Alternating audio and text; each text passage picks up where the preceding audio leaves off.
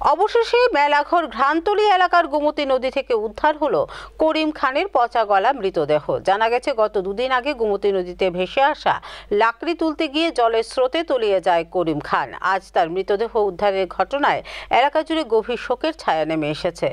গত দুদিন আগে গোমতী নদীর জলে ভেসে আসা লাকড়ি ধরার জন্য জলে ঝাঁপ দিয়েছিল মেলাঘর ইন্দিরানগর ৯ নং ওয়ার্ডের বাসিন্দা করিম খান, কিন্তু নদীর প্রবল স্রোতে জলের নিচে তলিয়ে যায় সে। সেই সময় মেলাঘর অগ্নি নির্বাপক দপ্তরের কর্মী এবং এনডিআরএফ কর্মীরা দীর্ঘ সময় ধরে নদীতে করিম খানের দেহ উদ্ধারের চেষ্টা চালিয়েও ব্যর্থ হয়।